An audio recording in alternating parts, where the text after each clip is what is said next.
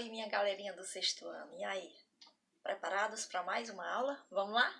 Hoje nós iremos revisar os assuntos sobre performance e sobre algo mais sobre Tarsila do Amaral, tá bom? Eu descobri umas coisinhas, umas curiosidades sobre elas, vocês vão amar.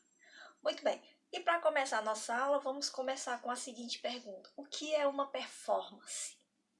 Você já parou para pensar o que seria uma performance? Bom, de acordo com Eleonora Fabião, performance é um falso problema numa conversa. Sobre essas estratégias de indefinições, é fundamental para tratarmos de estudar alguns casos, sempre dando ênfase no corpo como tema e material. Bom, dentro desse assunto, nós tiramos dois artistas, um chamado Hélio Oiticica, como teve uma experiência com os paragalês, uma das frases dele é que não se deve fazer nada quando se está em crise. Se inspirava em John Cage num processo radical de composição do som, porque era louco por som e ouvia na rádio alguns cantores como Calbi Peixoto, Ângela Maria e Elvis Presley. Foi amigo de um bandido conhecido como Cara de Cavalo, que foi morto pela polícia com mais de 50 tiros. E é por isso que nessa época surgiu o famoso bordão que até hoje ainda está em alta, né? Bandido bom é bandido morto, né? Então, assim, ele tinha uma paixão muito grande pelo comunismo.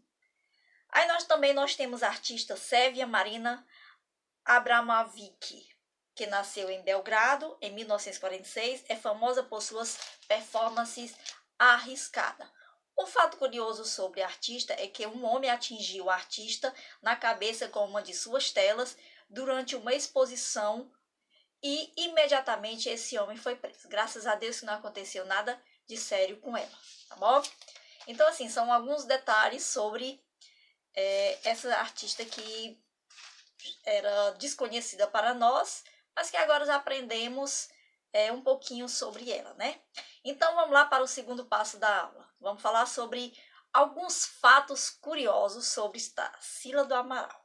Bom, o primeiro fato é que ela nasceu em 1º de setembro de 1886, numa fazenda de café no interior de São Paulo chamada Capivari.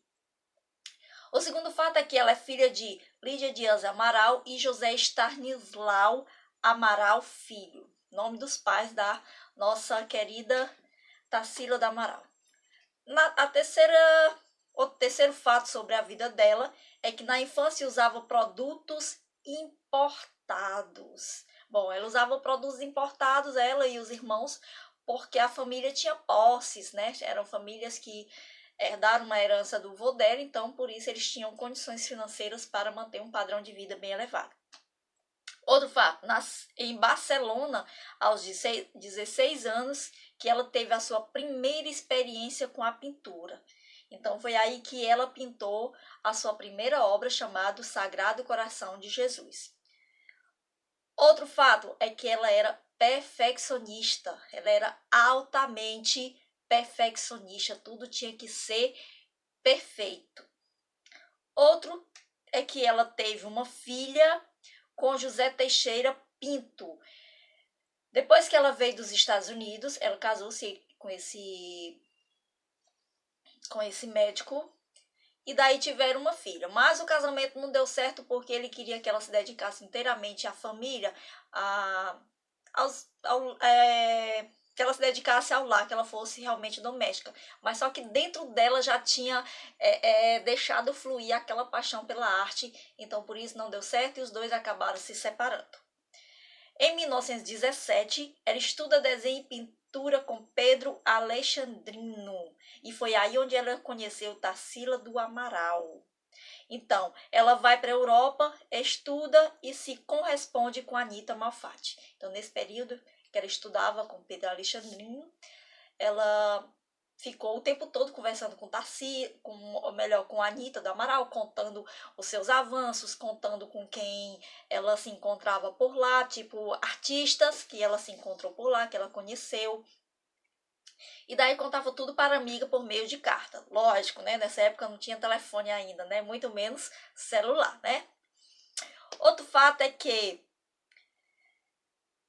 na semana 22 tem uma tela chamada Figura, e ela que foi aceita no Salão Oficial dos Artistas, né? E essa obra Tarsila começou a chamar de passaporte, porque foi aí que foi a sua entrada para, ou melhor, através dessa obra foi que deu acesso para ela participar de outros movimentos artísticos, que ela passou a ser conhecida, a ser requisitada para participar de exposições de arte. Bom, a semana 22 foi em fevereiro e ela estava em Paris e só voltou para o Brasil em junho, e foi aí que ela vai conhecer o grupo dos 5. Ela também teve influência de Anitta em suas obras, né? Outro fato curioso, que ela recebeu um pouco de influência artística da sua amiga Anitta Malfatti.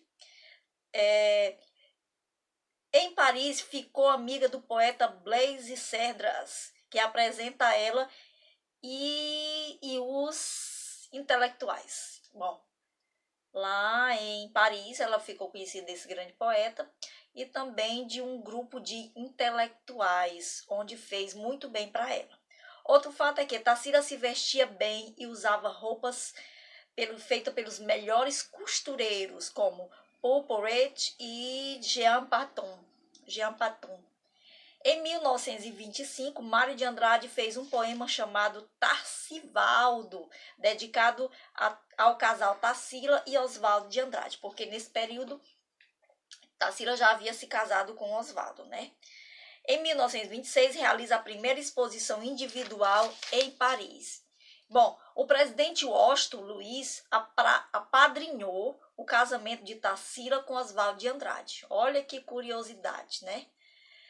Outra curiosidade sobre ela deu um quadro de presente para o marido, que ele batizou de Abapuru, que quer dizer homem que come homem, no sentido de engolir a cultura europeia, certo? Em 1931, ela trabalha como operária para ganhar dinheiro e voltar para o Brasil, porque nesse período ela já tinha se separado de Oswaldo de Andrade, porque ele começou a trair ela com uma outra mulher chamada Pagu, então ela percebeu que o casamento não dava mais certo. Então ela separou e viajou para a União Soviética com um outro namorado que ela já tinha conseguido na época, que chamava-se Osório César.